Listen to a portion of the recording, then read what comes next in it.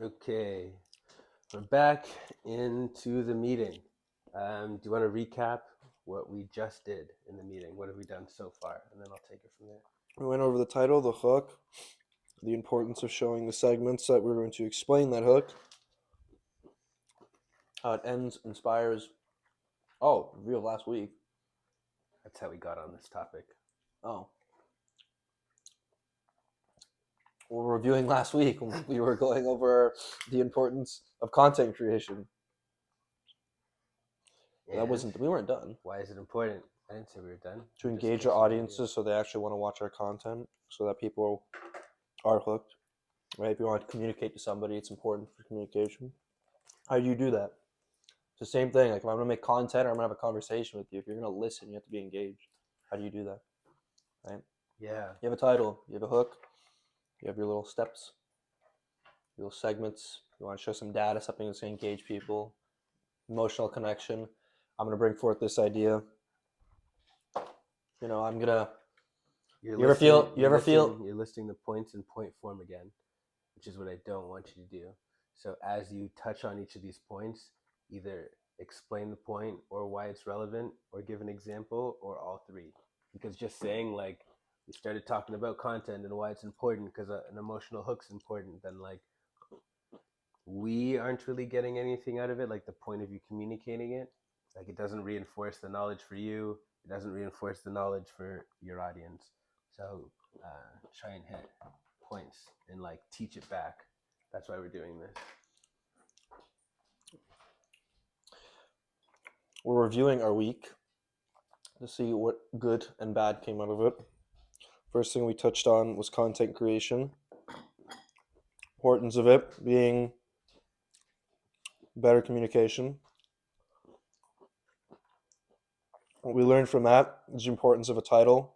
Engage your audience. 5 easy ways to get better at 5 easy ways to lose weight. Right? Hook. You ever feel like you're working out, but you can't seem to lose any weight? Did you just give the title? I just gave the title and then I gave the hook. Okay, your title was missing something. 5 easy ways to lose weight. What was it missing?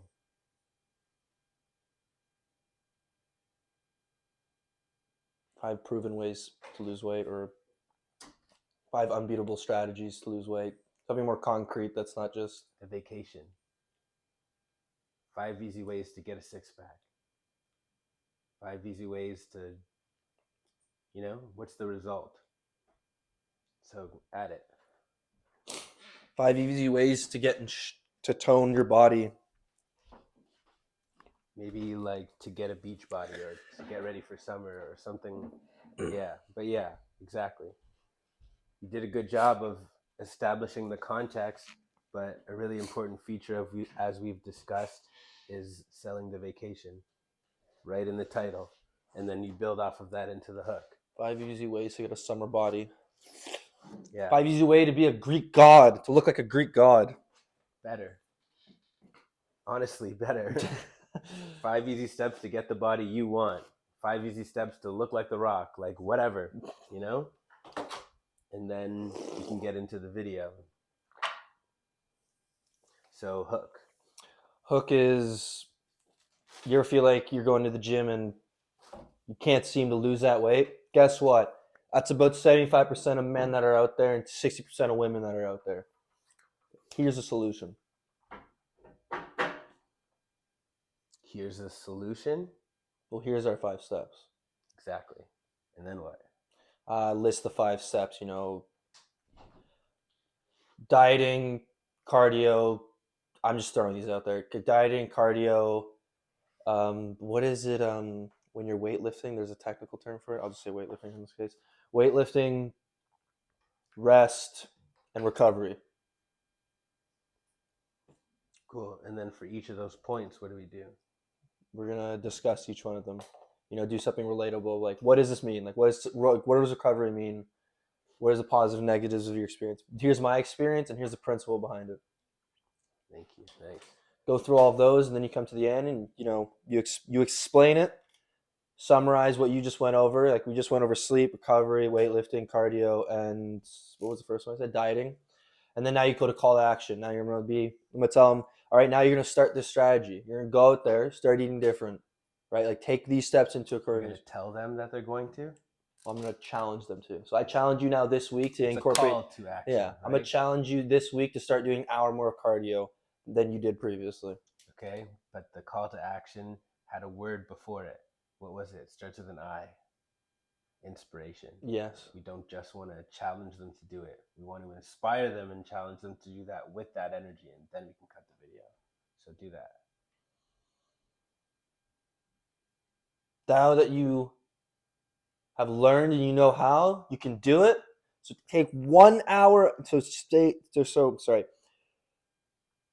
do cardio for 1 more hour this week than you did before, and watch it. Watch the results. Watch it. Awesome. Cool. So sounds like we got a good handle on video content format and content in general. And a big point that I'm emphasizing is that this video content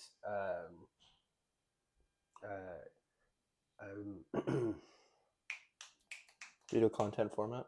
understanding, like competency that we're building, is going to show up everywhere because it is a social skill. It's actually this is actually the reason why I decided to make the activities for the Growth MBA that they make content back to us, because not only is it the best way to learn, like literally after the exercise we just did, you know this better than before the meeting, even though you did all the learning last week. Like the exercise of teaching it back.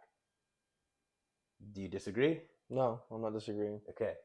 I'm not in my head, yes. Yeah, I'm being rhetorical for the purpose of the video. No, because you get better communication. That's like one of the best skills that I'm seeing through this is, yes, content creation is a format, but it's like that is communication. If you want to be noticed, if you want your idea to be out there, this is how you have to do it, because otherwise it sounds boring. And if your stuff is boring, nobody wants to listen. Exactly. And so like identifying the point of growth is a big deal. So for me, it's like tightening up the message, because obviously my messages are long. I do all of those things, but I don't do them simply, like consciously and simply and effectively. So that's what it is for me. And what is it for you? Thinking slower and articulating my thoughts so that when I communicate them, it's not jumbled. Yeah, like effective communication of your thoughts. Because if it was you a couple months ago, maybe you would have just said the title, and then you would have moved on to the next piece of content. I'd be like, what the fuck are we talking about? But like you going into the detail and us meeting in the middle, in some sense, is how we're both going to get awesome at this. Well, that's how we're both learning. Exactly. And holding each other accountable to that learning. And that's why I'm trying to identify like where the growth is for both of us, because then we can continue to keep each other accountable. Because as you've given me the feedback that other people have as well, that I can go off on like long explanations and I can lose people in that. I took that seriously. I started watching the film of myself teaching. I started watching the content that we were filming and seeing it. And even though people left those experiences like complimenting me and the experience and learning, etc., doesn't mean I was doing it professionally. And that's why I'm doing all of this. It's even better to say, think of how much more you could have taught them if you didn't go on such a digression. Think if I had 30 minutes with you, the shorter you make that, the more concise it is, the better you get at it. That means instead of leaving with just 30 minutes of knowledge, I could have left there with an hour of knowledge because you were able to explain it better instead of going on such a digression. Especially with somebody like you. Yeah. Like that was one of the biggest things I saw. I'm like, you're spending a lot of time on this. That's great. But if you could say what you're going to say in 45 minutes and 15, that means you can now spend 3 of your 45-minute times that I would have had with you in 45 minutes, Yeah. Which is exactly what we want, right? Because people have short attention spans. It's just how it is. If you spend too long explaining the same topic over and over, but it's not like relevant, it gets like repetitive almost, or people just lose interest. Yeah. So there's a sweet spot there, and I'm not trying to defend that style, but the repetition in conversation definitely like anchors it as well. So I think the sweet spot for me is keeping people engaged, like something that I see happen in my lectures but don't see it happen enough is like the amount of time. Like specifically, it's not even the amount of time, because I don't want to go over more subject matter in an hour than I did before. That's not the point, because it's too much to retain, you know? The point is the level of engagement during that time. So like me asking, like I took notes watching myself do lectures and stuff, and the stuff that I wasn't doing enough was asking questions, presenting examples, you know, like getting them to engage in the conversation with me, because the more that happens, the more they get out of it. If it's just me talking, absolutely, no matter whether it's gold or not, people are going to eventually lose focus. But if they're actively, Because you're not engaged. If you're just exactly, speaking to yourself versus speaking to somebody, it's fine. In communication, you learn more than just somebody going on a 2 hour long lecture and you're just watching it because you're like, whatever. I'm not really like, do I really know this? No. How am I going to really know this? I'm going to talk to you. Because that's what I'm going to say something and you go, well, that's not quite it, right? And then you're like, oh, no, I was actually wrong. yeah, exactly. But then you feel better because then you're like, oh, then when you get it and you're like, oh, yeah, that's exactly it. It's like, oh my God. Yeah. Okay, cool. Continue. The Um, reflections on the week. Going into Chat GPT was really nice, especially experiencing with the different versions of like DALL-E and learning the importance and like discovering the importance of how much specific context you have to give into those prompts was really nice because then it still has its tweaks, right? And there's a lot I was trying to do to be like very, very specific, and it was still kind of messing it up. But I did find overall, because of how much more effort I put into the specifics of the prompt, the results were a lot better, and it was less of me going, oh, I have to keep on tweaking this slightly. And it was more so like, no, I just have to like say one really good prompt and it's doing a good job now, whereas before, because of how I messed up my wording or messed up, what I said, it was like, this is why it's getting messed up. It's not the AI at this point, it's me. And now that now because I went through that, goes, okay, now I'm going to make sure I'm doing good, so that if there is anything messing up, then I know it is the AI and it's not me, which is great. Exactly. That's also the entire reason why I put that on your plate, to get you good at prompt engineering, you know, and that's the point. I think there's an opportunity to be more effective and over index there, Yeah, as yeah. in like now, like I my, wouldn't say I'm perfect yet at all, but I know for a fact like it's gotten better, but yeah, the more I so, use it, the better it's going to get. but more than that, in order for you to refine the skill, like you're not gonna, your growth rate by learning through experience might be this, but that's not, not only is it not like the standard that I want, is like a lot more like that. And the only way you're gonna learn like this, because this is lived experience right here.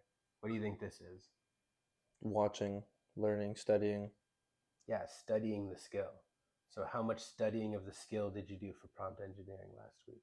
Last week, none. Exactly. And that's my point. So I watched you do that, and I tested myself to see how it was when I did it first. And then I saw you do it, and I saw you putting some time into doing it, and I was like, cool. He's learning prompt engineering, like keep that as a priority, whatever. And I saw you getting better at it.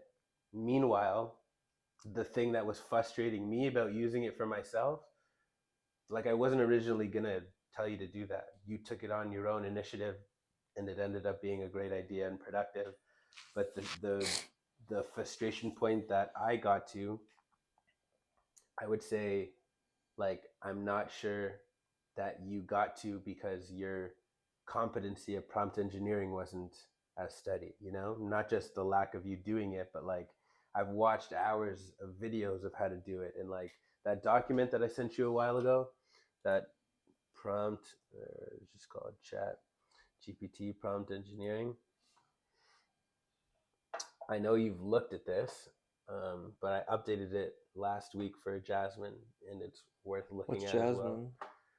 The city councilor in Calgary. Oh, okay. I didn't even know. I didn't know if you were talking about So, an AI or a person.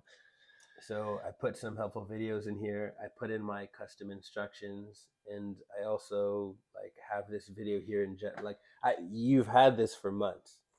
this you've had access to, because I remember showing this to you, or sharing it with you, but I didn't go through it with you.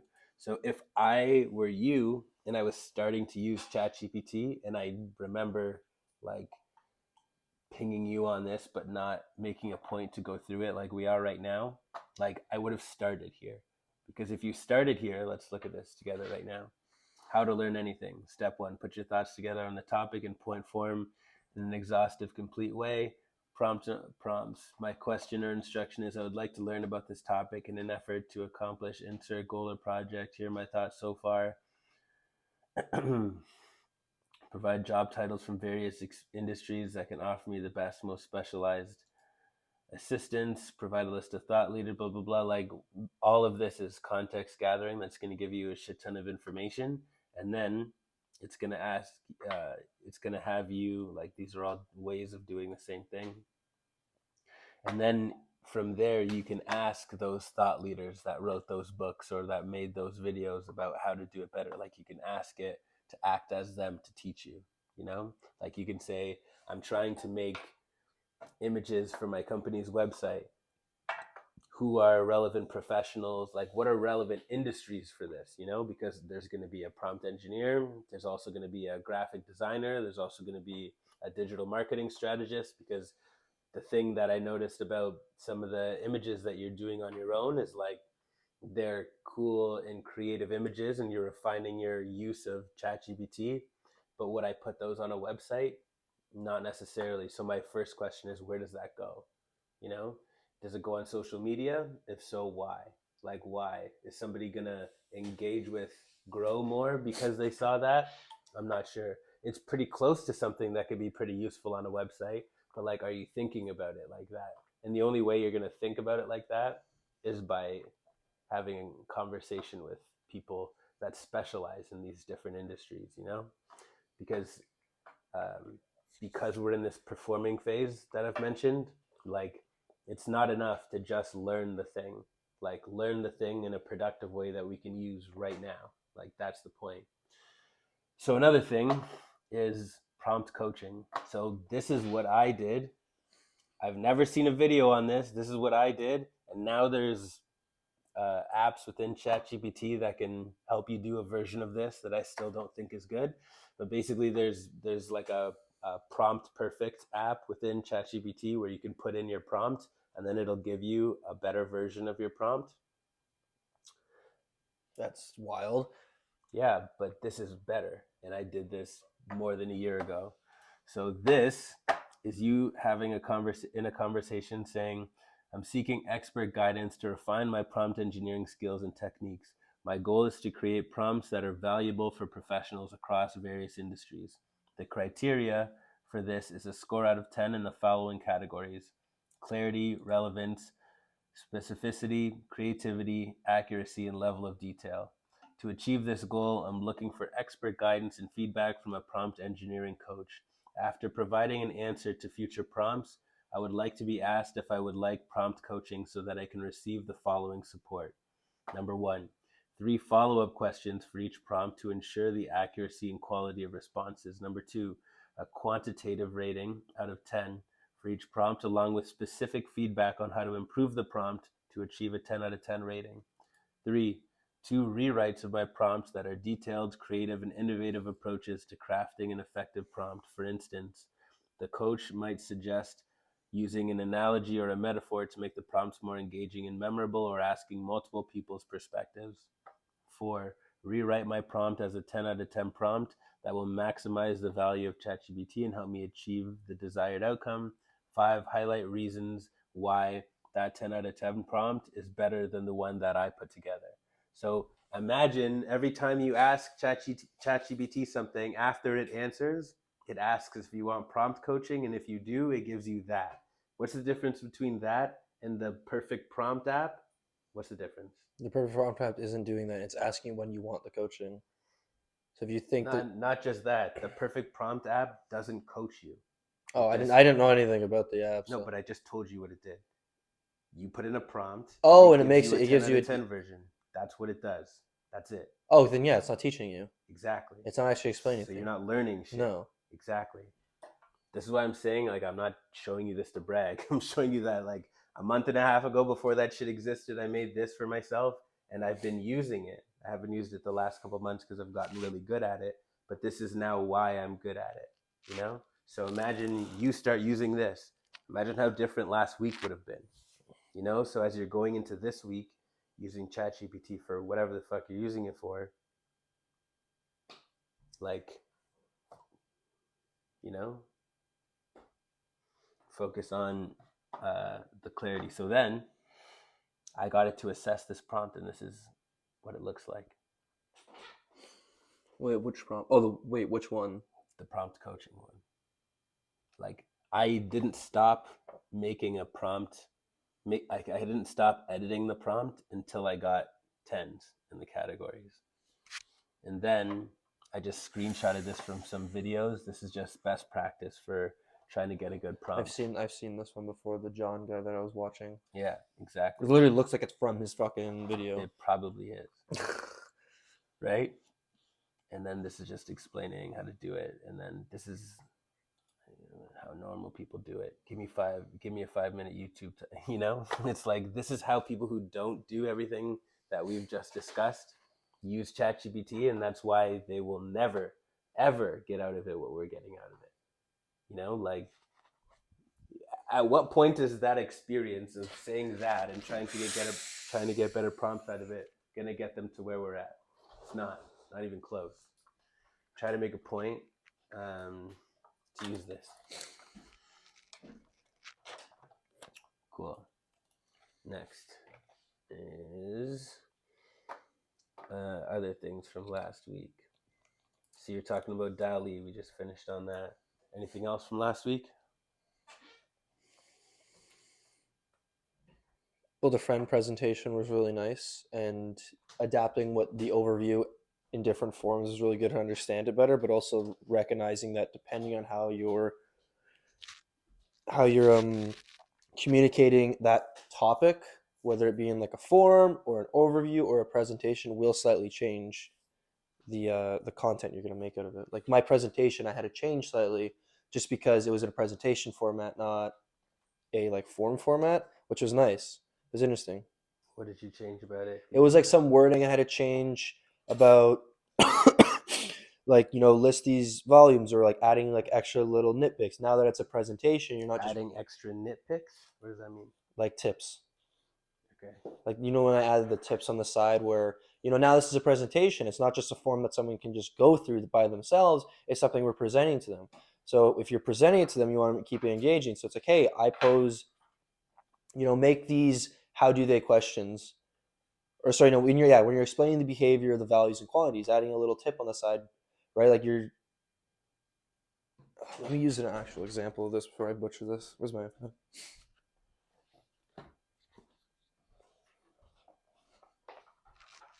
your big idea.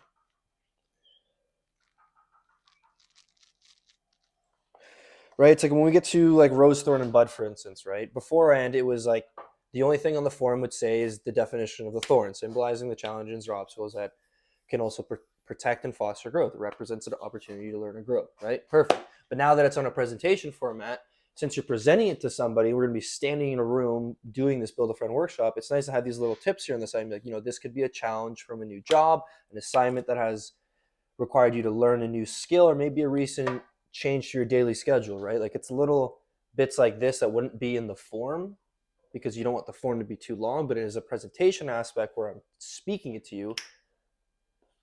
You can translate this a lot nicer. Yeah.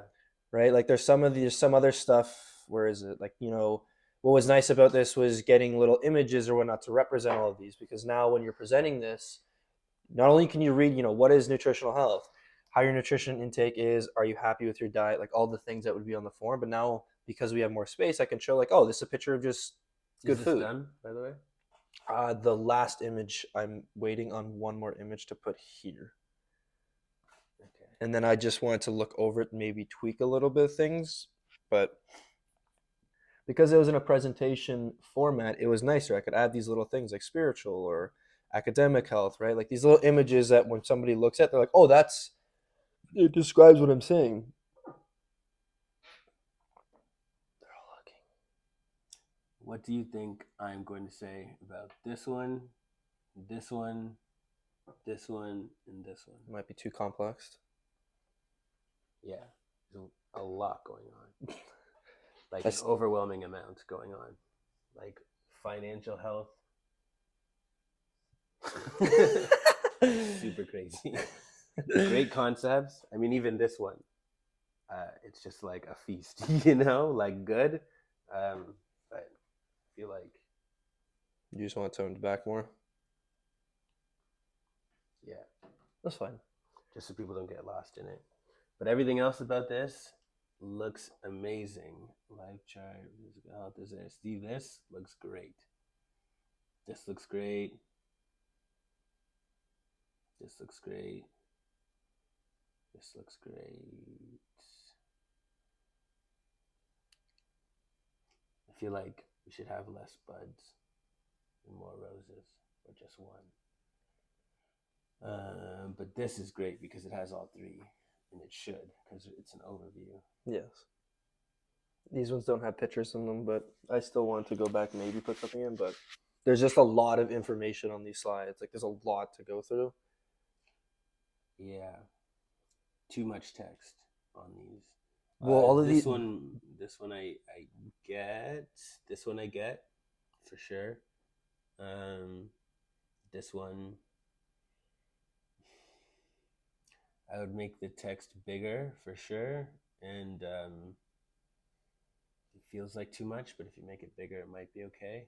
these ones are just showing off. I already said that. Yeah.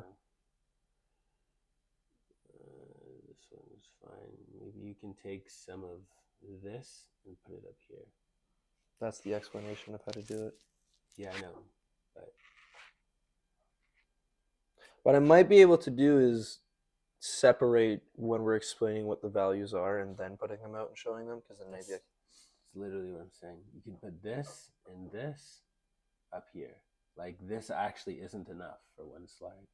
So it needs more information, and this needs way less. And then this list can be bigger, more visible when you actually present it. Like look how visible these words are compared to these. yeah. Yeah, this is dope. I would make this smaller, maybe off to the side, but looks dope. You can actually put this into ChatGPT. Do you actually put the whole slide into it? I mean, even if you can't put the whole slide in, take screenshots and put all the screenshots in, and get a evaluation of what's wrong with it. Cool. Anything else from your review of the week?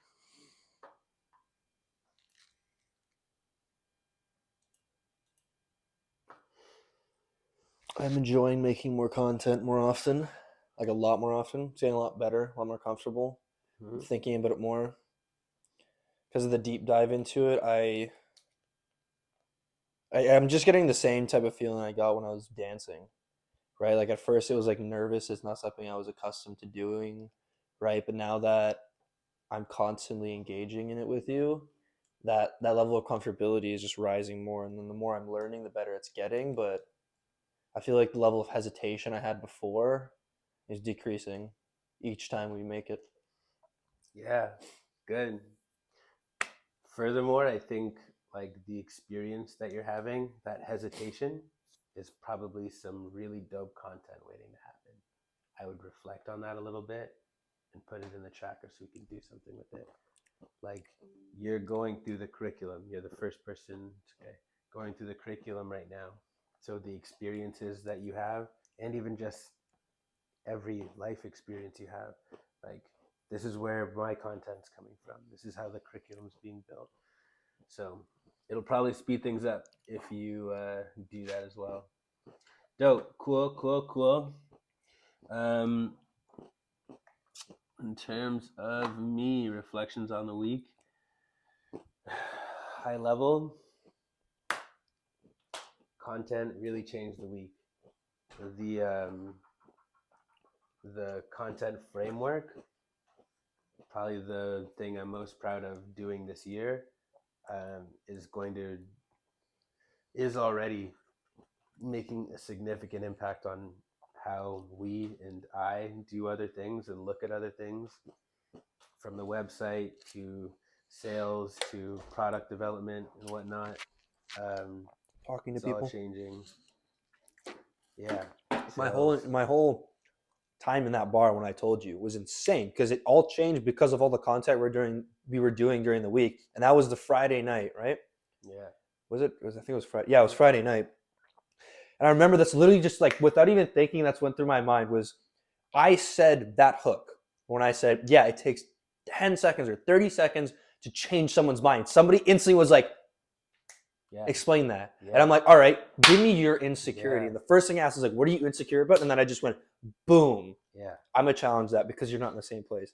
And then when we spoke about today, that was the real, I was like, oh my God. Right. exactly. But then all happened because of the time we spent into it. That's why when originally I had the quote up here, I wanted to make the quote something that I believed in and I thought about. And because of that, I said this same quote.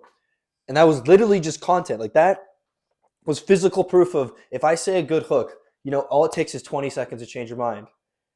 And somebody was like, boom, oh my God. Work. Right? Yeah, exactly. That's if that's not in your journal, you're not using your journal right. That's exactly the type of like emotional anchoring and experiential learning. Like that's how learning happens.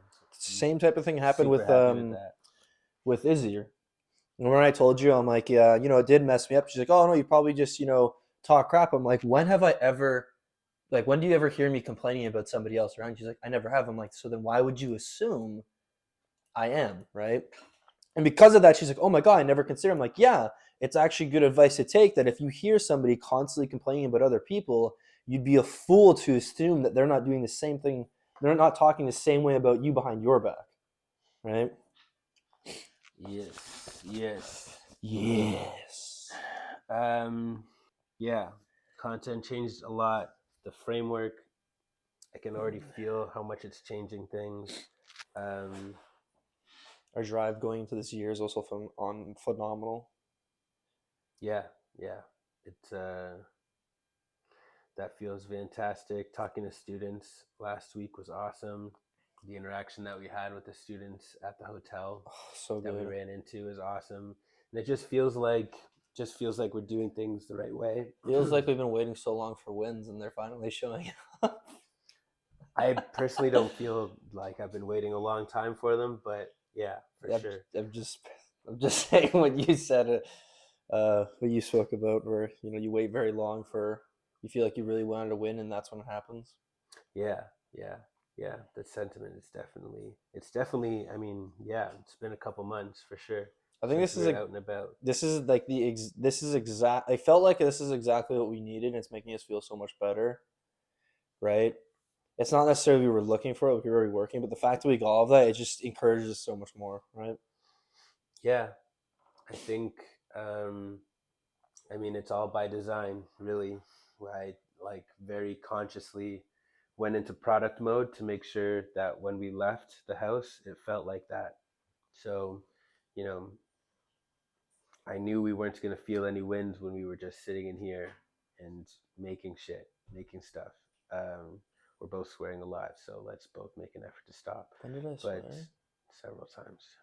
Anyways, I really like how we moved out of the product phase and like started to step into product testing.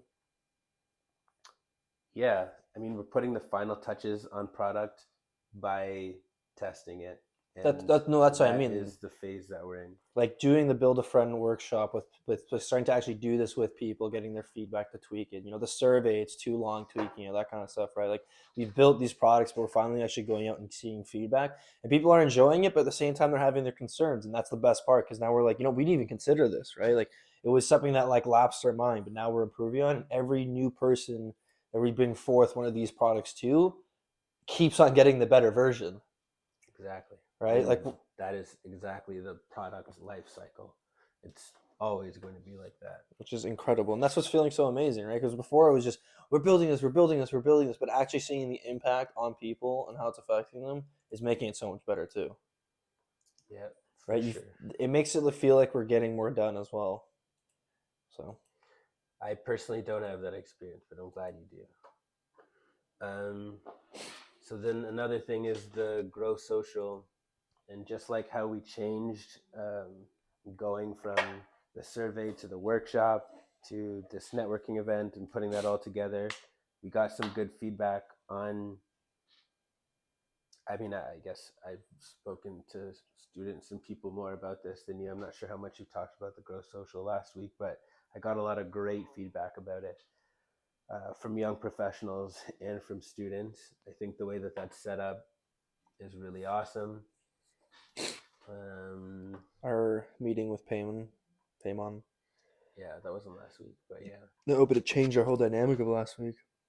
Because of that meeting, we changed everything going into last week, and I think that it was super important, and it really did. I remember our conversation we're having, we're talking. I'm like, are we sure this is gonna be like cost effective enough? Like his insight completely changed even like some of the stuff I was asking or questioning with you, right? For sure. Both show recording meetings like we are right now. So good, so good. Best practice. It's a big improvement to the quality of our meetings for one thing, but also I'm really excited to start getting data from it. I'm going to do what I did with the content format last week to how we analyze videos this week. And then I'm going to show that to you and completely delegate it to you so that like the process of taking a meeting like this one, uploading it, and then like using ChatGPT to get all of the results out of it, I'm going to design that framework in the next couple of days, and then we can start getting some data back. It's one thing that we haven't been doing, that I've been procrastinating in some sense, and it's because it just needs to be a system and then done. Because we need once it gets to that point, once that system is built, and then you can take it on, then it stops getting procrastinated on. I think it's really interesting to see that we're finally like acknowledging the fact that we are content creators. Yeah. Right? Like Grow Peers, as you know, an active peer support network driven to supporting young professionals and post-secondary students. The way we do that is through content creation, which means we have to be good content creators. Right? We have to be very good. I guess there's a teaching aspect, and we have multiple different forms of content that we're going to be producing. But they're all education. They're all education, but that means we have to be good at it. We got to be good at making a YouTube video. We got to be good at making a podcast. We got to be good at doing not a lecture. Is a lecture how you would describe it when you're doing more like conversational aspect?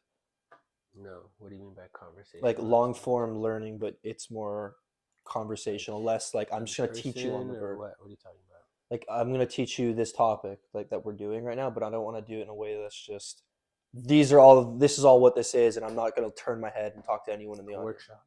Okay, there we go. That's right. That's what I was trying to clarify. Like the workshops we're doing, everything. We're doing workshops. We're doing YouTube videos. We're gonna be like doing podcasts or whatever, right? Like we gotta be good at all the content creation, which is also gonna make us great communicators. Which is also even better when you're doing any type of business transaction. You're talking to somebody. How am I gonna convince you to invest into Grow or team up with us? Guess what? There's gonna be a title. There's gonna be a hook. There's gonna be there's gonna be a few segments as to why. There's gonna be an explanation, and then I'm gonna inspire you to action, so you fucking do it. Excuse my language. It was worth it. It was worth it. That was worth the 10 push-ups. No, but honestly, it's incredible. Yeah, I completely take your point and agree. I think that's gonna be the single biggest skill improvement or competency that's going to change the course of the year is going, not just getting good. We were already good. We need to be, we're not masters, professional at it. Like the bar that we're competing with is this Alex Hormozi, Mr. Beast level of engagement. That's not good. It's great. You know, we were already good. At very least, I was already good. So we need to skip that. Which leads me to say that there's also beyond just the frameworks, but there's also like focusing on tone, how you explain your thoughts, all that kind of stuff, the emphasis you use. Alex Hormozi, which comes from Alex Hormozi's workshop that I sent to you. He does speak on like the importance of, or maybe it wasn't from that one, but he does speak on the importance of tone. Oh no, he does speak it on that. Sorry, the importance of it. Like if I'm gonna tell you something like really quietly like this, I'm being more serious versus like expanding your ideas to be more emphasized or whatnot. Right, the importance of even that alone. Sounds like a great content topic that you can lead. Hopefully you're putting stuff like that into your tracker. But yeah, sounds good. What do I got?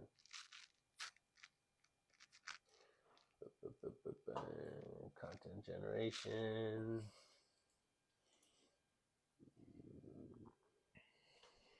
Cool. I'm just gonna go through my notes to myself quickly to see if there's anything cool there, and then we'll progress. Ooh, that is something I need to follow up on. That reminds me from review last week. I never had the chance to go to one of those AA meetings with Paul to support him, and I want to do it because I want to see how they conventionally do these types of peer support activities to see where they're lacking on, where we can improve, and basically just evaluate their entire process that they do with it. Because they get in a giant group and they all talk about themselves, right? We're making mastermind groups. We're getting people involved, so I want to see how it's already done and what people will probably be able to relate to in some aspects, see any stigmas that might come out of it, and just basically evaluate it, see where they're doing good, seeing what they're doing bad, maybe get some insights like, oh, I didn't even think about doing something like that, right? Sounds good. Get it done. Yes, sir. I still need to talk to Ross, which I think I'm going to try and do this weekend. Cool, good. Because that's going to be extensive and long, but it'll be good. How's the website? I'm actually trying to go do this right now. Oh, fair enough. Told you already that I didn't spend the time that I was supposed to with Khalil on Sunday, so it didn't get done, but I'm going to get to that for sure. Dope. I'm so excited. So from a conversation that I had with Evan a while ago, Khalil's cousin. Evan's Khalil's cousin? Sitting back down, yeah. The cop that has gotten into yes. development. So a couple of takeaways from that, where there's a concept called primers and boosters, and they're basically touch points with the students. So like a primer is like an engagement point before you start teaching to like introduce them to the topic, or like other words, set the table. A booster is a touch point after the session that helps like remind and reinforce the topic. So the assignments, like the activities that we have for the Growth MBA are boosters, and the Q&A that we have before we get into the small groups in the Growth MBA, like in the actual workshops, are primers. But that's just a cool thing to touch on, and I'm gonna get this week. I'll make a note of it, but I'm gonna get this week a copy of what my buddy Matt, his resources from the online MBA he's yes, doing. you did tell me about that. He's already doing one right now, so you want to see exactly. You told me you want to see exactly how they're doing it. How they, what is it called? Distribute their resources and tools, right? Like, what's their process? How is it taught? Kind of thing, just to see how we can improve, right? Correct. Next, I'm gonna take your homework and make it better. Really interesting point that came up when I was talking to him, which is that people think they know what you're talking about by nature, and they're wrong on the specifics most of the time. I became more intimately. I observed this more intimately through our time together, where your intuition tells you along the lines of what we're talking about, but it seems like the whole skimming stuff when Yeah. you're reading, and like conversational skimming, if we can make up a term, it's it tells me that you think you know what we're talking about already. But in reality, if I go into specifics, I do not. Yeah, I don't. which I think I do, but the problem with that is I've taken no steps to actually clarify whether that is true or not. yeah. So I would say that Like I have no academic proof or like feasible evidence to show what I am saying is in fact true. I could think I'm like, oh yeah, I kind of understand what you're saying, Kyle, but I haven't. it's not so much that you don't have proof, it's that you're not trying to show that you have any proof. Like, if I like, let's say you showed me this presentation for the first time and I didn't know what it was about, like I wouldn't look at this title and try to give you feedback right away. Like I would go through all the slides.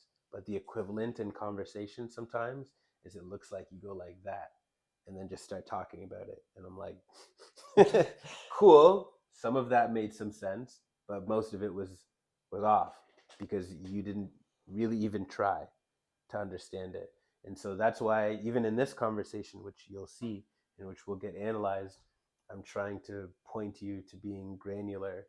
And it's the same thing as content, right? Like if I'm talking to you about something and you want to show that you have an understanding of it, it's not just like throw a bunch of words or your best guess together. Before you even do that, I would start by trying to be curious and like ask questions to see what you don't know. Remember that from the analytical thinking conversation. If you are going to start off by saying what you do know, then great, lay it out as content, not in the sense of like, not necessarily like the title hook thing, but maybe you do even go that far with it. And then maybe if you know it well enough, I say, cool, let's move on to the next thing. But odds are that's not going to happen, just the same way it's not going to happen for young professionals. Like, here's an experience that's definitely going to happen in our future. We're going to have business students, undergrads, MBAs, domestic students that know way more about traditional business than you. And you're going to be teaching them this growth MBA. So what do you think they're going to be thinking when they sit down and hear you're an electrician? Who the fuck is this guy? Seriously, right? And you say, oh, I'm Anthony the electrician. I'm going to talk to you about negotiation. They're going to conclude that. Like, what's going on here, right? So I've been thinking about this, not particularly in relation to you, but like as a theme. This is a thing that smart people do. I would say like this is the arrogant version of smart that I really consciously try not to be, and sometimes I still am, but I see it a lot where people think they know what a topic is and then don't engage. It's a lack of curiosity. It's actually a fixed mindset where we're talking about growth mindset all the time. So the question I started asking myself is, what are we going to do with that? And I added to the structure of the way that I deliver content, like in a workshop fashion, lecture, otherwise, even the content that we just did, like social media content. I actually think it's healthy to ask the question first. What do you think this is? You know, like in a workshop, if I'm starting to talk about self-awareness, you know how I've written like define the topic before I give the definition. I do this to you all the time.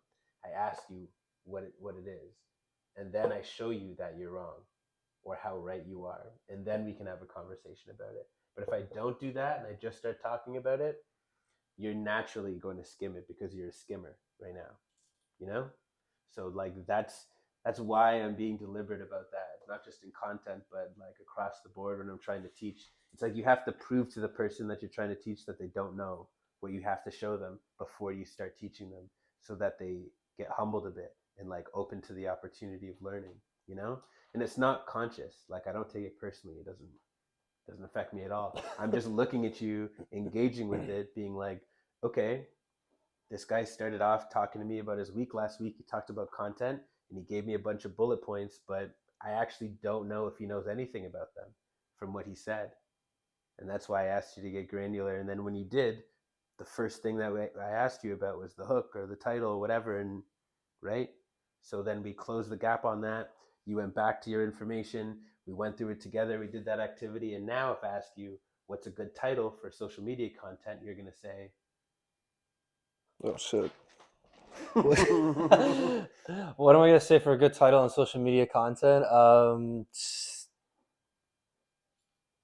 What's like?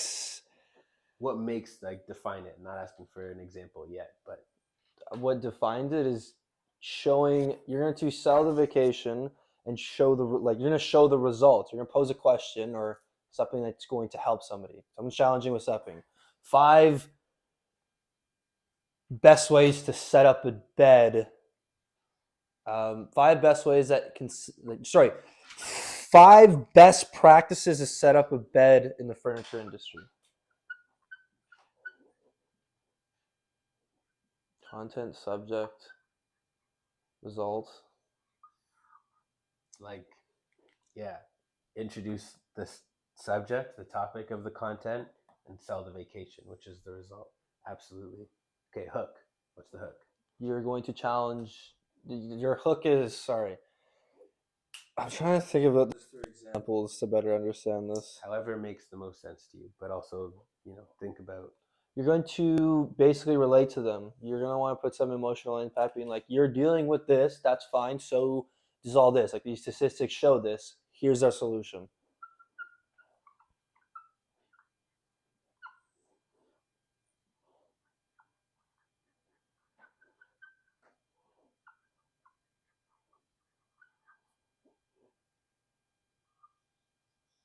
Grab attention, challenge their thinking. Now You're drinking coffee wrong, but I know how to fix that. Yeah. Exactly. The coffee Everyone example. feels what's the title? What's the title for the coffee content? The title for the coffee content is how to avoid your afternoon crash. Yes. What's the hook? Everyone loves drinking coffee. Oh, wait. So yeah. How to avoid the coffee crash. You know how we get a crash every time we drink coffee in the morning? What if I told you if you waited 2 hours it would fix it? Yeah. Good. Cool. So that's that principle.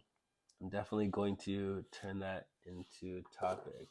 So see, like, the way that I use my conversation with myself on Signal is like I throw these thoughts into it, and then You need a ideally, conversation with yourself on Signal. like, you have a note to self thing Oh, I on didn't know Signal. that. I mean, you, whether you use that or you type in our chat, do whatever. I just use both out of habit. But so ideally, as soon as anything that we write in the learning category of our thoughts and observations journal should go into the tracker as content.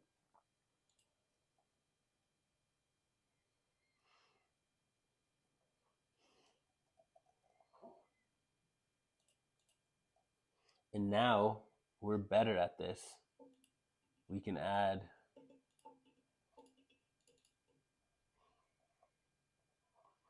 title and hook, and then the notes is your thoughts on it, right?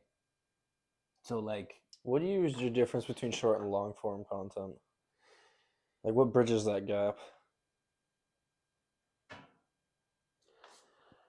that's a really good question. First of all, I think the complexity of the insight, like, the way that I've observed through research to make content is you can do it in 2 ways.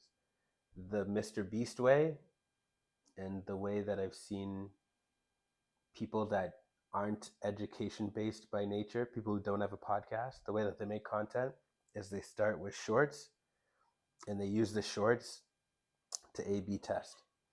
Not to A/B test. They use the shorts to get an audience opinion on engagement. So if we release 6 shorts and one's on learning, one's on emotional intelligence, one's on closing sales, one's on fear, one's on thinking, We do shorts of all of them, Like little snippets, 30 seconds, not even. minute long, and we see that one gets 1,000 views and one gets 6,000 views. What are we going to do with that? 6,000 view ones. We're probably gonna do something long form or explained in a What do YouTube you mean video. probably? We're We're going to. definitely going to make long form content out of the thing that got 6 times the viewership of the other thing, right? So that's the like social media strategy way to do it. But because we're doing long form content anyways, then we get to do the Gary Vee strategy, which is more you make your long form content and then you can chop it up and blah blah blah. So we're gonna end up doing both, and that's why I wrote that. I think most of the time we're gonna go shorts into long form content. Like I'm not gonna write necessarily into the content track list. Actually, never mind. Like when I That's say not time true. frame, like when you say long form, it's like, is it going to be something like a YouTube video podcast, whereas something that's short form would be like one of those Instagram reels? Yeah, a short is a short. Okay. A short is how long is a short? It's like they're usually under 2 minutes, right? So it's usually like 60 seconds, 90 seconds, 2 minutes is the length of a short. Whereas like long form content might be like the type of post that we would make on LinkedIn, the type of post that we would drop on our Instagram or something where it's not, it's like diving into a particular topic, you know, like this. This is long form content. This. I mean, I would say that's not social media content. It's a workshop, but yes, I But would say if we were doing long term, yeah. right. Whereas something that's like, if you just wanted to do these 4 sets, 1, 2, 3, 4, as like, what good practice, short form. Do a little like the first part of our garden model, like do the garden model, rose thorn bud soil. That'd be short form. Like that would be a short you would take from this. Like it's either a quick tip or it's full education, you know? Like I think that's the easiest way to look at it. We're either flirting with the topic, like let me give you some insights to change your thinking, like cool, dope content, but not something I would necessarily pay for. And then long form content, like you watch that and you feel like you should have paid for it. You know, like if I were to do long form content with you about like the video or the content framework that I made last week, like that is not a short. In no way, shape, or form could that be a short. It's long form content that someone's gonna leave. I showed that to Nick, who does this for a living, and he was blown away. I showed this to a city councilor who has to respond to citizens asking questions about stuff, and blown away. You know, what does that tell me? It's done pretty well. Exactly. So just as a quick example of like what long form content that I've made looks like in the past, here's this post I made a while ago on LinkedIn. So this is like the topic. I have 2 things to say. One is an insight and one is an announcement. The insight: have you ever noticed that some people struggle to get out of bed more than others? Here's some perspective. See the video. It's actually a pretty good hook. The announcement, 30-second read. I originally considered it ironic that I don't share my insights on LinkedIn, but it's not. It's a missed opportunity to be of service, one that I'm happily going to correct, although I didn't do this that many more times between now and then. I originally considered blah, blah, blah. The good news is I've been practicing. Mentorship has changed my life. Actually, it has saved my life too. And the urge to pay it forward is what led me to HR and to write this post. Whether you're looking for a job or looking to get better at your job or looking to get the best out of others, I'm happy to talk. As many of you know from our interactions in person, I'm an HR leader and an educator, but not a traditional one by any means. So allow me to reintroduce myself a bit. The foundation of my approach is philosophy, psychology, and my time as an athlete, learning how to interpret and manage stress. I'm an advocate for self-efficacy, self-awareness, emotional intelligence, and mastery of your individual learning process. Oh, and ChatGPT is awesome. I look forward to more on peak performance, and please let me know what you think. Thank you, Sohail and Nick, for continuously encouraging and motivating me to level up how I am of service to others. So I did this with nobody's help, with no script, at ILAC one day after a guest lecture that I did with Sohail. I was just thinking about waking up early. And here's every time what it is. Let me start at the beginning. Something that sleeping in is a cool topic because it's something that literally everybody can relate to. It's something that everybody deals with to start their day. The difference is there's two types of people. There are people who let their body tell them what to do, and there are people who tell their body what to do. Athletes are generally in this second group. This first group hasn't learned the lesson that you can tell your body what to do and that the impulses of your body have a specific orientation. And what I mean by that is, biologically speaking, and I'm not a big science guy, but I do know that our bodies are hardwired to conserve energy. They're built to be efficient. We're creatures of habit. We eat the same way. We lean into comfort, conserving energy, and being efficient when we do need to conserve energy. The difference is, if you want to be in the second category, which is basically where professionals and high performers live, is you're able to tell your body what to do. The people in this group often struggle with sleeping in because they think that the signals that they get from their body are correct and that they need to be adhered to. We shouldn't always listen to our body. Every time we feel hunger, we don't need to eat. Every time we feel tired, we don't need to sleep. We have a lot more energy than we think we do. They're held in reserve underneath those abs, underneath those muscles, and we can only access that extra gear if we consciously demand it of ourselves. If you tell your body what to do, you'll find out you have a lot more strength than you think. It's actually pretty good. Anyways, that's what I want to do with thought. And what else do we got here? Some website stuff.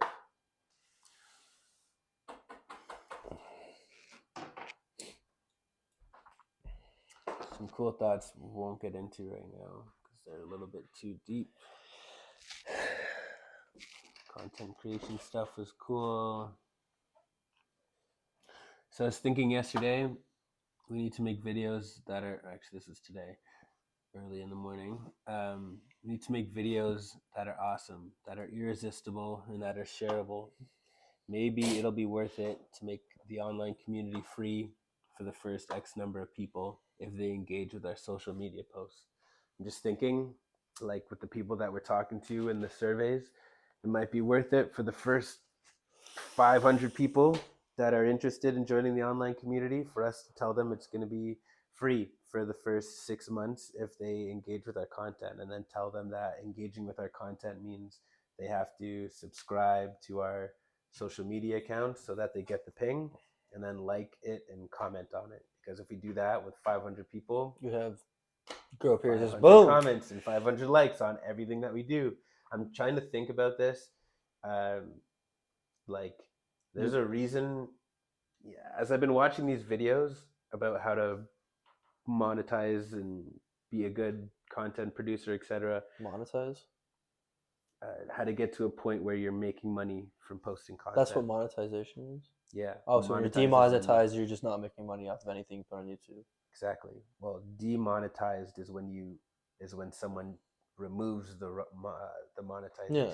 If you're not getting paid, then you're not getting paid. And if you are getting paid, you can yeah, you can't get demonetized if you were never monetized. Yeah. But basically, once you hit a certain view count, etc. I think it's 100,000. I don't know for sure though. It's less than that. Actually. Really? Yeah. But point being, once you get to a certain point, you can start making cash. Once you get to a certain point of viewership, you have the chance of going viral. But it's hard without a base of viewership for YouTube to know that people care about your content. For the algorithm to basically acknowledge the fact you exist. Exactly.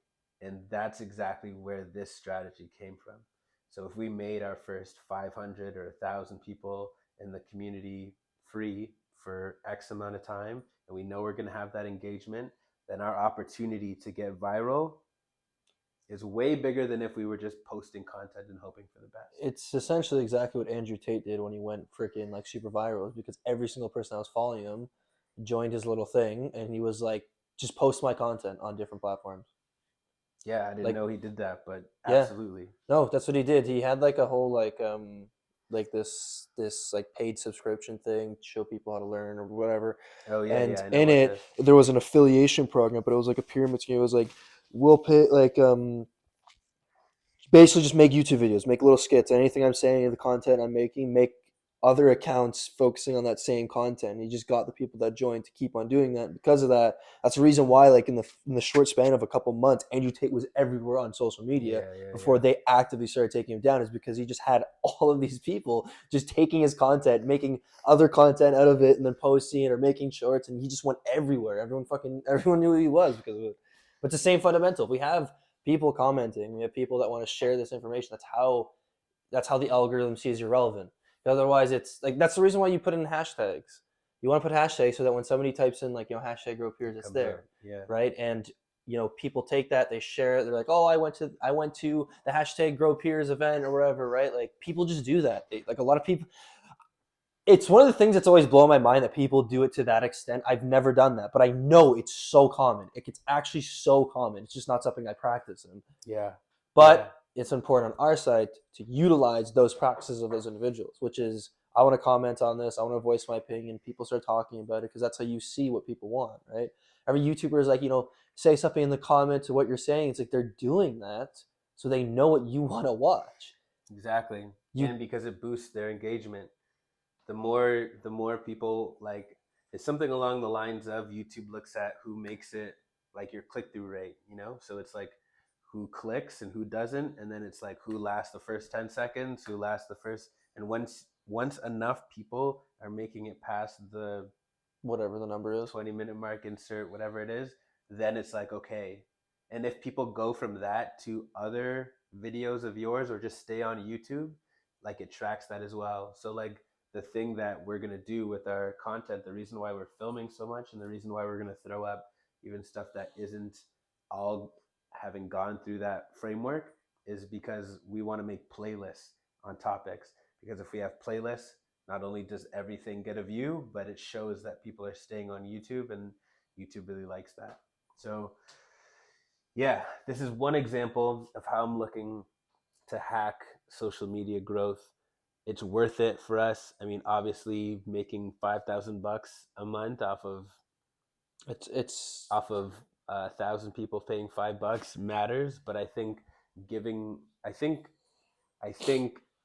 like, we'll figure out the number of people that are going to get this and how long they're going to get it. But the idea is that, because nobody's going to do this for 6 months.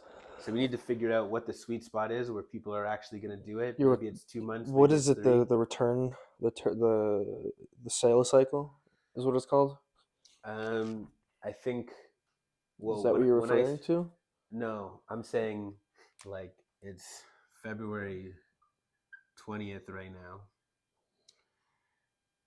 Let's say, okay, we're gonna message people on LinkedIn today. So let's say we message 80 people, and we tell them about our events. They fill out the survey, and we say, if you're interested in joining our community, it's going to be free for the first 90 days if you jump on our social media team. And so they all join. Let's say 70 join. In March, they're all going to do it. In April, Maybe only 50 of them are going to do it. Oh, that's what you're talking about. And that's not including who we get in March, who we get in April, who in May, exactly. Right? So what I'm trying to do here is figure out how many people are we going to get in a month. How many people we're going to keep. So like, what's the length of our customer basis on this? Yeah. So their lifeline on, I don't know, would be life? Life cycle. Life cycle is the term. There's things we're gonna do to influence this, obviously, right? So this number is only gonna go down if the number of people that actually engage with our content goes down. Not our content, but our Q&A. So the online community the whole reason why they're doing that is for the Q&A workshops that we're going to do once a week where we talk about whatever's stressing them out, right?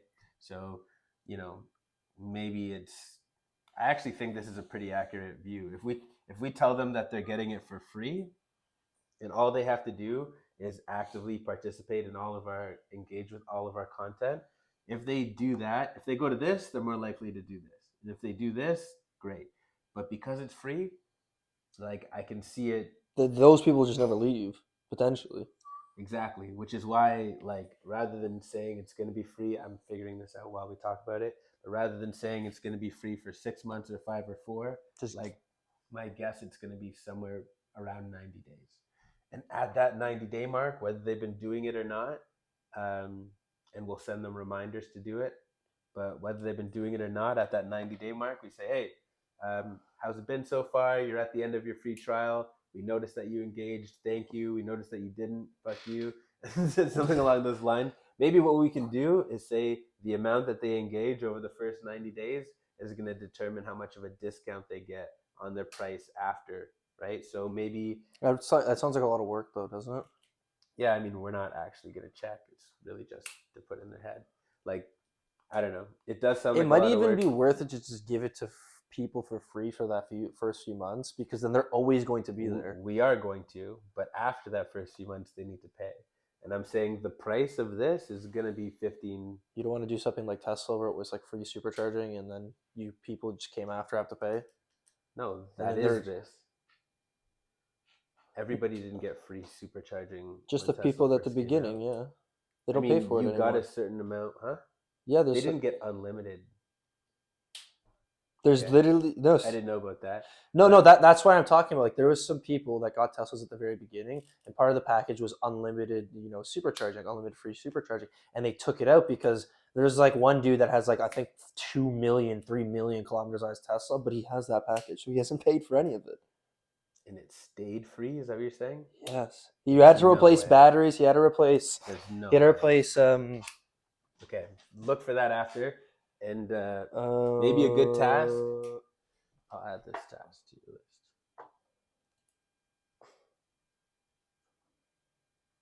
It's not whatever. If you can find it in less than 2 minutes, do it. Otherwise, don't.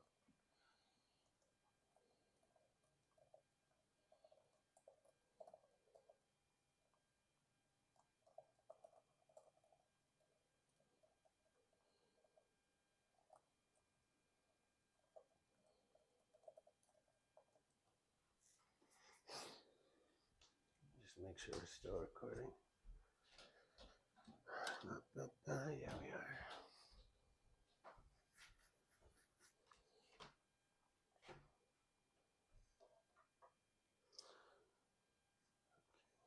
Prep for the next thing. Oh, actually, this was the next thing.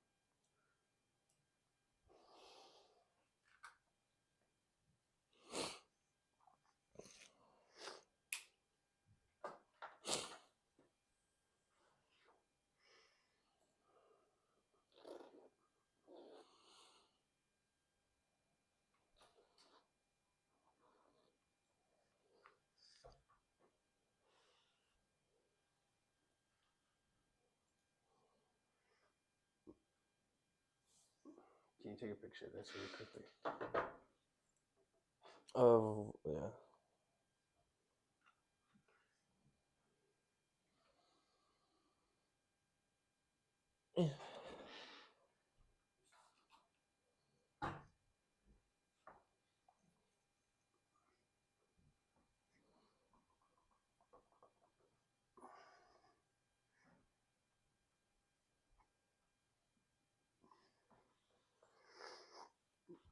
Okay, did you get it? I need to confirm the last bit of this. Did he? Annoying the other way.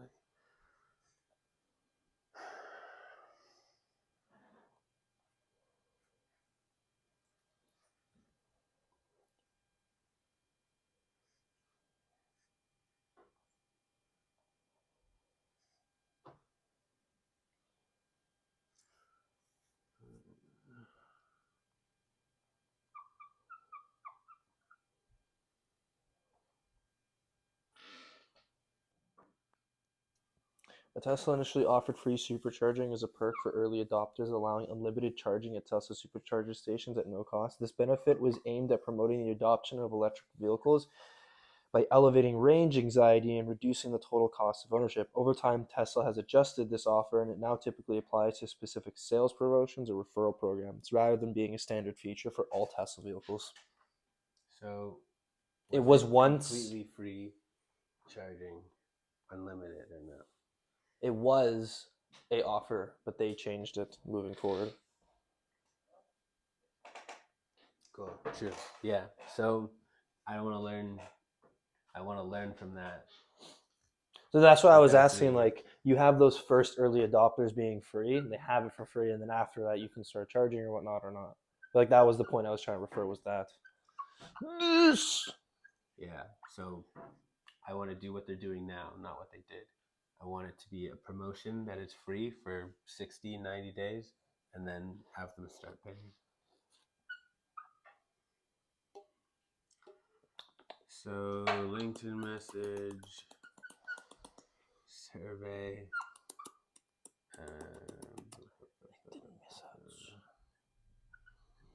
On, like, CAS? customer acquisition strategy. Customer acquisition strategy? Is that how you acquire customers? Oh, wait, what? Is that the strategy to acquire customers? Did you just ask me if the customer acquisition strategy was a strategy to acquire customers? Yes. Yes. Well, I'm assuming acquisition is acquiring. Yeah. Yeah, it is. That's why I asked it that way. It's just funny. I had to change the word setting because I wasn't sure. That's what I was asking. No such thing as a stupid question. That's not true. LinkedIn message, survey, follow-up invite. LinkedIn message. The survey is in the message now. Yes.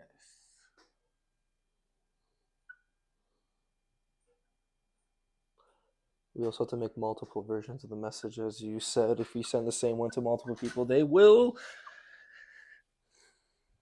flag us.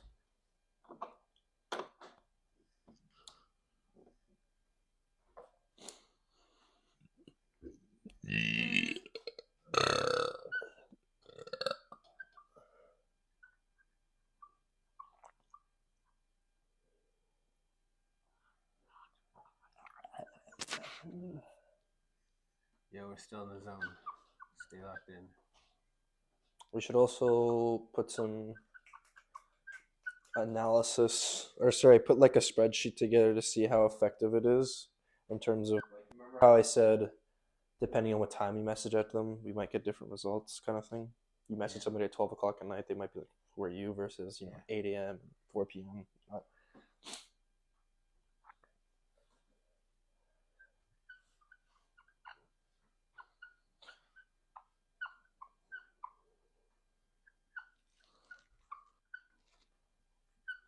Also, you mentioned about the I'm trying to YouTube. spit this out right now. Oh, sorry.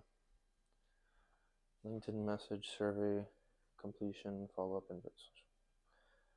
Pro social, online community. Sorry, please. I'm trying to think.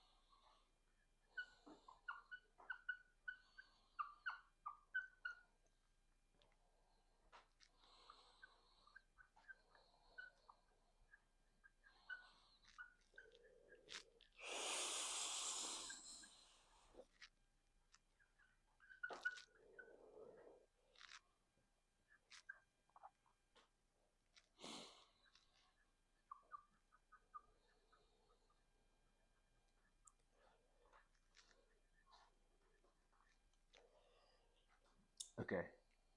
What were you saying? I don't remember now.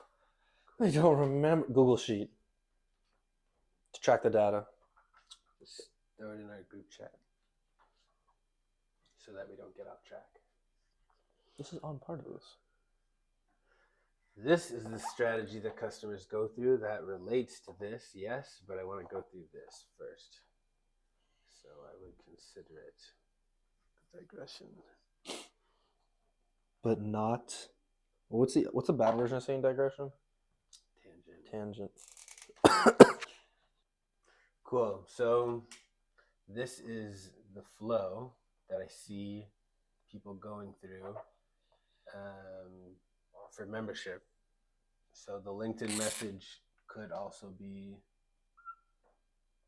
on campus conversation, but essentially we introduce ourselves here and give them the survey. They fill out the survey, which gives us contact information and some data on the school as well as them as an individual. And then we have the follow-up where we invite them to our Grow Social and our online community. I don't think it makes sense to even tell them about the Growth MBA and the program and shit. No. I think we should just low barrier to entry. This is the Build a Friend workshop that we converted into the Grow Social as part of it. This is their intro. This is what Grow is, right? Yes, yeah. And then from that you can go, you want to be fully in Grow, that's when you bring it up. Yeah, there'd be no point of bringing this up.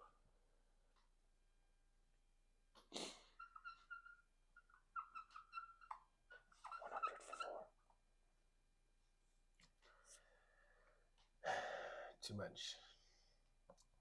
Grow Social, That's our obviously, networking is a event. networking event. That's their introduction to Grow. It's their introduction to the community as well as us as a company and our services. It's interesting because this is basically like going to the gym for one day and spending $15. This is the membership for being able to go there every month for $50, right? Yeah, exactly. The membership choice is another follow-up.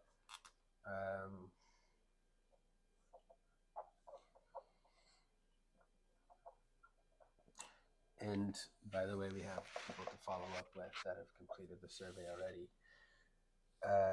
The membership choice is us reaching out and actually saying, you know, how was your time?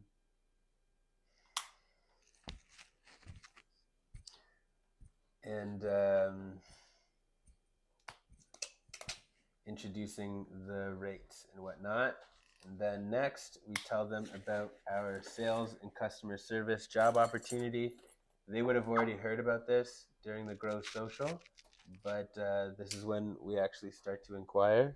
Like the actual people that we're going to be like, go and talk to your fellow students or your fellow colleagues and tell them about us. And if you get them on board to come here, you will get commission. Yes, but more importantly, they're going to get work experience, Yes. which is what they're going to give a shit about. The membership check-in is what we're going to do after this. Let's say so they make a membership choice.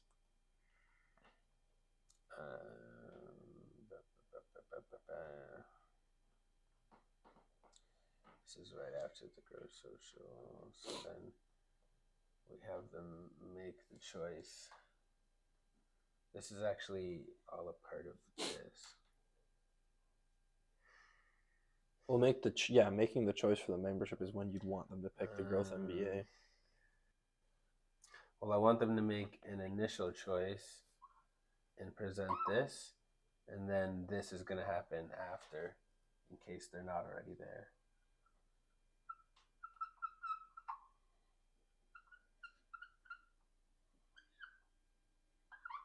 So ideally at this membership choice follow-up, we lay out all the levels and they pick the gold membership.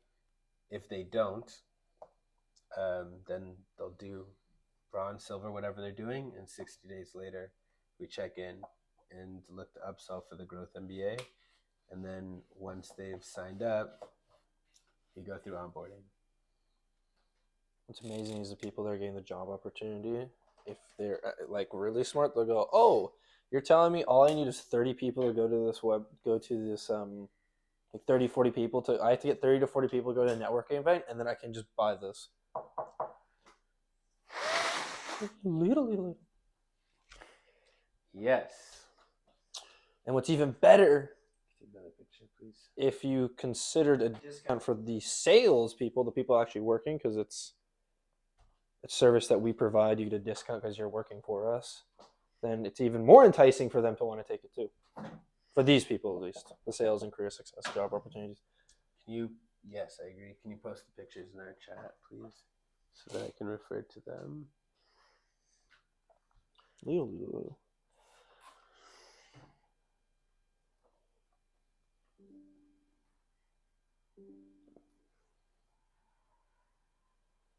So, an additional activity that one of us is going to do is to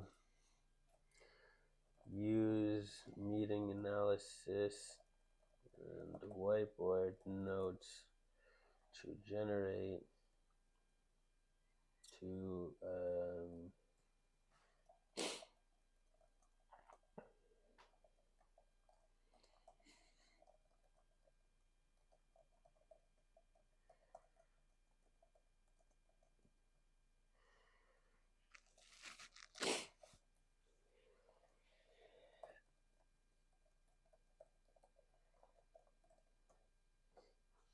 I'm actually going to get you to do this.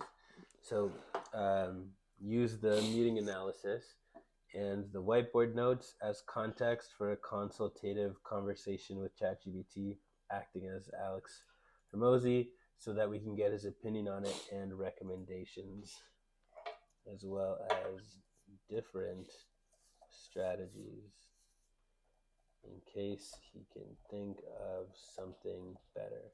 What I am going to say is your ability to do this well,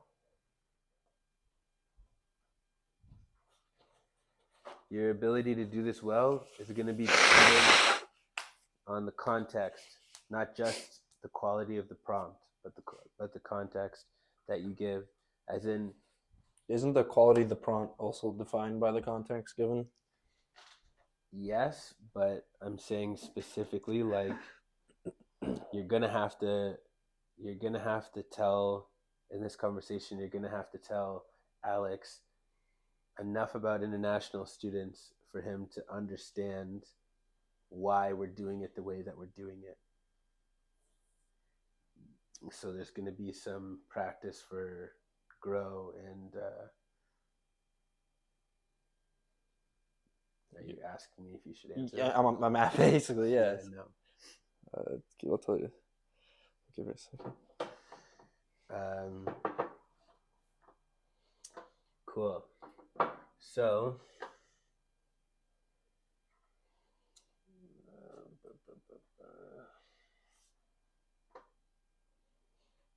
yes, I need to describe what, like, I'm going to have to describe the international students and what we're looking for them. I'm going to describe, essentially giving them I need to give the context of this is our plan and this is why we are going down this plan. Yeah. Right, which is involving, like, these are the international students, this is what they're looking for, right? This is why we decided we want to do, talking to them, getting surveys, so we understand where they need the most help, where they feel like they're lacking the most support. From that, we go to the network event. The case is that way. So then we can get into the networking event, our whole process of why we're going down this road. So that way he has everything, like, okay, this is how you're thinking. This is why you're executing the game plan like this. Okay, now that I've recognized that you're executing the game plan like this, I can now go, okay, did you consider this? This aspect's really good, but it might be a little bit better to do it this way instead, right? You can't do that without the context. I can't just be like, how do I drive my car? Yeah. Like, how do I drive my car faster? Instead of saying, like, I try and do this, and this is why I'm doing this. Is that good, bad? And actually asking a race car professional. A little fast, but yes. The thing that I didn't hear in what you just said is attention to the not just why we're doing it in relation to the acquisition strategy, but why it makes sense to approach international students and young professionals this way. So, like in particular, the three things that are stressing them out being their current finances, their network, and their career. And the fact that their current finances is stressing them out being why we're approaching this the way that we are, for each point. It's not just we're doing the survey so that we can connect it to the Grow Social. It's we're doing the survey to build trust and to make them feel heard, to establish rapport, because they don't have that. The student services that are offered by the institution are wildly insufficient, and we're actually looking to step in and provide the student services for the students in place of the institution, because they're not. Like, that's the point of the survey. We're offering them a job where they're not only going to be able to network and, it's right. Yeah, you're going to be able to network and meet individual people. That's going to help you progress through your career, but at the same time, you're going to get paid for it. They're also, because we're doing a different membership levels, is because people are in different financial grades. You still want something to grow, and the reason why we're doing it is so that way, if you only have $5 a month to spend, but you want to do it on something that's going to improve you instead of just buying a coffee, you have that That's option. going to improve you. It's going to improve you, improve your skills, professional and in your career development. Maybe you only have $5 instead of buying the coffee. You want to put that into yourself. $5 membership. Maybe you have a little bit more money because you able to get the sales position, sell some memberships, get some more, liquidated cash or whatnot. Now you're like, you know what? I've really experienced this. I really like what I'm learning, but I feel like I can take it a step further. Even if it's for a grower, even for themselves, they go, you know what? They gave me the opportunity, they taught me these skills, and now I'm making some money off of it. So I'm just going to put that back into them. I've already learned so much as is. Why would I not want to learn more? And furthermore, if they do this properly, they won't have to pay as much. No. The whole reason that we have that sales opportunity is two or threefold. First is that it gives them work experience. That's why they're going to do it. The second reason that is a nice benefit, but is not going to be the reason why they do it, is that it's going to make their membership cheaper. It's going to make whatever they want to do cheaper. There's going to be a certain number of sales that somebody gets that makes their Growth MBA program free. And their membership free. Yeah. Everything. Low cost, but not free. Well, yes. What I mean is, like, if you work enough in sales, you got enough commission, like, you'd be paying for your membership with that commission. For sure. You could but also the performance is going to lower the cost. That's so my they point. Won't even, like, it's not like they're going to make $90 from the sales and then put that $90 in. It's that $90 represents 3 people. And for us, 3 people is worth $300. So now they only have to pay 2 or whatever. Yeah. Like, I don't actually want them to spend the money that we are giving them back on Grow. I don't. I want them to perform well enough that other people are coming in and covering their cost, because then our customer acquisition cost is would it be positive? I mean, a cost can't be positive, but it would be really low, right? The cost it takes us to get someone on board is yeah. So cool. That's that. Another thing is the high performance assessment. So we talked about this briefly. This is going to be a me project for sure. HPA. Yeah, insert acronym here. So why are we doing this? We're doing this so that people who come to our website and to fill out our survey, people that aren't warm leads, can have a value exchange from us, so that they can learn about themselves, but so that they can also learn, like, where the areas of focus are for us. And basically we're going to do that by getting them to fill out an assessment, which is different than a survey because it gives them feedback, if you remember. Yeah, survey is your opinion on something we're getting data for. This assessment tells them about themselves. The survey is telling us about the school. Assessments and surveys collect information, but assessments give you the results. Surveys usually don't. I'm sure there's more nuance to it, but that's the key. Yeah, that makes sense. Our self-assessment, you're giving in data, and then from that data, you can now go, okay, this is where I should make goals out of. The survey is like you're giving in data, but that data isn't given back to you. We take that and go, this is where the school needs some help. Yeah. The survey is basically a school self-assessment done by their students. Exactly. Right. Exactly. So why we're doing it, like I said, it's a value add. It's something that It's a listening door. it's something that we are doing to build trust and to add value. I can see us in the future either combining this with the survey or maybe just making that's not a good idea actually. I wouldn't But I can combine see it with the us survey, but saying it, like adding it as in terms of a link that they can just do on their own time would be fine. But well, I want this to just be right on the website on the main page right when you get there. Like, boom, think this is you're a what high we're offering. performer. Let's find out, and then they can do the assessment right there. You can also make money off of that because, like, you know, the when you do what's it called, like your it's the 4 categories that identify what type of person you are, the psychology one. Yeah, And it's like you can get the free one where it gives you like a little bit of notes, and if you want the full analysis, deep dive into everything, explain everything, give feedback, all that kind of stuff, then you can pay something for that full report, right? exactly, which should be actually really easy to build with ChatGPT. Well, yeah, because as soon as you build the prompt how to do it, the only thing you're relating is the information from here. Once that goes in, it goes boom, done. Once what? Well, you can make the whole form structure that gets put into ChatGPT, and the only thing that it needs with that is the information that we get from this high performance assessment. And then you'd get your whole analysis, the results, kind of similar. Like this is the YouTube video we put in. Yes, yes, yeah. So what is it? It's a way for us to measure their relationship with stress and the way that they learn and the way that they perform, basically. Okay. The results, like the inspiration from it, is going to come from a whole bunch of places that don't make a ton of sense to get into, but it's going to be cool. Basically, the way that things like this work is there are set answers. So, like, if you imagine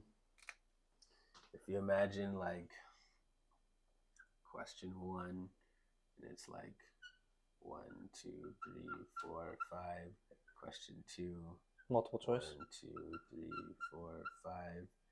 It could be multiple choice, or it could be not good. Oh. Very good. The like satisfactory thing. Pay attention, please. Every answer is gonna go to connect to info, and then that plus this is going to connect to their results. This is how psychometric assessments work. So based on their answer to all the questions, it's going to provide info. That info comes together and interacts into basically like buckets, archetypes. So there's only so many buckets that it could be. There's only so many combinations of answers to these that there could be. You have 1 and 2 here. You put those together. That's 2. But if you had 2 and 2 here, that's going to give you 4, right? That kind of thing. Yeah. I'm putting it as a mathematical perspective. Yeah, and it is math. That is how it works. Yeah. You put 3 and 4 together, you're going to get 12. Correct. But it's also good because that means if you put 3 and 4 together, you cannot get the same answer as you put 3 and 1. Yes. So that's that. Now on to priorities. Online community. I'm thinking about how that's going to be structured. Where is it going to be structured? It's just going to be on Twitch, basically, like a Discord and a Twitch, which you've already set up. And then you just have posts on stuff like LinkedIn or whatnot. LinkedIn X. Yeah, we're going to have all of our social media stuff, but the community is going to live on a Discord server. And then, you know, whether we make it, probably we'll just make it a Twitch stream after. So everybody in the Discord, we're going to be like, here's the link for this week's meeting. We do the poll in the Discord. Here's the link for the meeting. Join the meeting. Have the chat. And then the assessment I just talked to you about. There's website and logo work that I'm going to be doing with Khalil. obviously content and growth MBA, and then grow groups. I've already put together my group, but I'm also this week going to be reaching out to people in general to be a part of it and to go to the networking event. I'm going to try to set up a couple groups, and we will be in all of those groups. And I want you to do the same thing, because that is going to be a bunch of cash to start things off. Please. And lead people into the networking event. I need dollars, which will come from. Oh, I thought you were saying that. No, I was literally reading like, I need dollars, Yeah. which will come from. So- And you just stopped and you looked at me. I'm like, you can continue. Yeah. First thing being the Grow Social. 100%. Second being the online community. And the third being the Growth MBA. Yep. I actually, especially based on the conversation we just had, will scratch online community from a revenue generator for now at least. And above the Growth MBA is going to be the Grow groups. So how we make money? Wouldn't it be off people? below the grow groups? Because you need to have done the growth MBA to do the grow groups now. Because that's where your membership Yes, is. but the people that good question, actually. This is a good thing to clarify.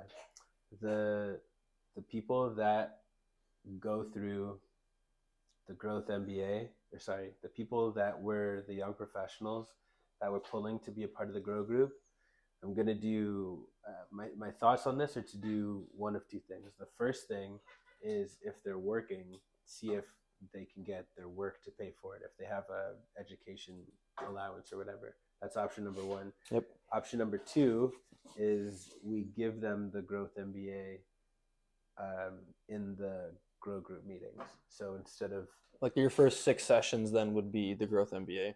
yeah, exactly. Okay. Which was our original plan. It just takes a very long time. I mean, whatever. But yeah, and then we'll figure out the rollout from there. We'll do that so that people don't have to worry about the big sticker price, but it will raise the cost of the meetings for the first couple of meetings. Like, we'll make them, I don't know, $80 or $90 or something like that instead, so that we're getting our bang for our buck for our time. And then once the curriculum's done, it'll go down to 50. It's not a terrible idea in general for us to, the only reason I'm not doing this for everybody that wants to join Grow, just stack the meeting. We don't have the people right now that are like, we will, like, just not that you don't have qualified people to be able to run this, but as of right now, if me and you did that with every single person we were onboarding, we would just have too much to deal with. Exactly. So what's going to happen is, and this is really important to know, but what's going to happen is, from us going through the Growth MBA with the people in the groups that we put together, we will have gone through it. And once we've gone through it, like, the resources will all be there from us going through it, and we'll be practiced at it. So basically, once that happens, once we've gone, I don't know, 3 or 4 months from now, one of two things is going to happen. Either the people that we have in the young professional groups, those Grow groups, are going to have gone through the curriculum in its entirety, or what's more likely is we will have had people, international students, transition into that level and paid that sticker price. Once we've gone through the Growth MBA a couple times, it will actually make sense for us to think about just adding it to the price. Like, instead of having the big sticker price, just saying your meetings are going to cost $90 for the first 6 meetings because you're getting the Growth MBA or whatever. Like, that is going to sell better. I know it's going to sell better. The problem is, we need to build the tools and everything for people before we start doing that. Yep. And if in the meantime we get a dozen or whatever people that pay the $300 to go through the program, then even better. We're gonna have a couple days, and we're just gonna do it. Yeah, I mean, the stuff, like, it's not like we have to think of what to do, because I'm actively doing that now. It's more so this kind of stuff is what I'm assuming, right? Yeah, exactly. But that being said, if we had like 20 people say that, yeah, we want to do the growth MBA right now, both of us would go, cool, $6,000. This is gonna be done very quick, and done properly though, not just quick. Yes. Quality. So then last, or not last, but next, cash, your tasks. So the first one is to catch up on messages and knowledge of tools, stuff that I sent you, and get amazing at InVideo. Using InVideo.ai. Number 2 is a daily LinkedIn shift. I want the first one to be today, and for you to use my account for it while we finish setting up your account. But like, figure out how many messages we can send in a day, make the 20 different intros or whatever, and I'll do the same. And then after that, for any presentations that you still have to do, use ChatGPT to do them. I know you were already doing that, but I mean, do it better, basically, and finish this, because I feel like if this stuff isn't already done, it should be. Then next, in order of importance, you did this already, right? You just told me what it was. What? So cool. Number 7. Model out online community freedom practice. The Tesla. Oh yeah. I literally did that while we were chatting here. Cool. I told you. So that's done. Uploading the videos, don't worry about that today, but I'm going to make that process for you, show it to you, and then you can start following it. And then the YP audit, Young Professional Audit, is you like making a list of people, not for your particular grow group, but to be in a grow group in general. And basically we're going to invite them to the first Grow Social, which is going to function as a birthday party, a restaurant opening, like all of these things. It's going to be pretty good. And ideally, and what I think is going to happen is we're going to have too many people for this event, so we're going to have to throw it more than once. Hopefully we throw 3 of them. Or 4. Therapist recruits from draft message to send, message them on LinkedIn. Message them on my LinkedIn and schedule meetings. So for that, I'll have to draft something that's like a layout, because it might be useful since they have their specific, what's it called? Their specific studies and expertise. That message isn't going to be as cut, like copy and paste, as let's say the international students and whatnot. Yeah, sure. But I mean, you can just copy their info into ChatGPT and format it into a message instead of thinking about it yourself. So this shouldn't take long. But yeah, that's it. And then the last thing to chat about is when you want to do this Tesla inspo. So here are my initial thoughts on this. Next week is the start of a new month. I like the idea of us saying we're going to get it this weekend, as in not this weekend coming up, but the first. We go down, you leave your car there to get it for maybe the Thursday, because we'll be in Toronto that day. You go down, drop the car off, cool, pick up the Tesla, have it for the weekend, and shoot a bunch of content while driving. Like, get a 2 phones set up so that they're on us, mics, blah, blah, blah. That'll be a good opportunity for me to drive to fucking wherever the hell, what's her name, lives, to pick her up, to have her over for some amount of time. Who? Good time for Natasha. Okay. Good time for us to pick up friends, drive with them, like basically just make a cool use project it. out of Yeah. it. Yeah. I So we do cannot that. wait to drive that, by the way. Yeah, I mean, the only reason I'm putting it off until next weekend is because I'm not going to have any money until next weekend. And yeah, that's basically it. I want it to be something like we continue crushing it in all that we're doing, which I'm confident we're going to do. And then that's the reward. Oh, yeah. Those are my thoughts. And then it's also our inspiration. What do you think? I think it's good. I think it's smart. Cool. That's it. Definitely don't go to India in 2 weeks. Yeah, I'm not. So it was 2 weeks, let's go to India for a week. And I was like, That's a wonderful idea when we need to be in Toronto. Worth every second. No. Yes, I agree with that. I agree. I think it'd be amazing to film a bunch of content in there. Yeah, cool. Just Okay. unload, film everything, get a GoPro something. I don't know. Now, a phone's probably the best. All you need is a phone mount somewhere.